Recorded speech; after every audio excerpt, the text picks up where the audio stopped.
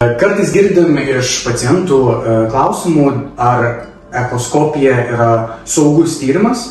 Ir čia noriu patikslinti, kad kadangi šio tyrimo metu nėra naudojama jonizuojanti spinduliuotė, tai nėra rengiamų spindulių. Echoskopija yra visiškai saugus tyrimas ir šios tyrimus esant kažkokiam neužtikrintumui galima kartoti kelis kartus iš eilės, tikrai nekeliant jokio pavojaus sveikatai.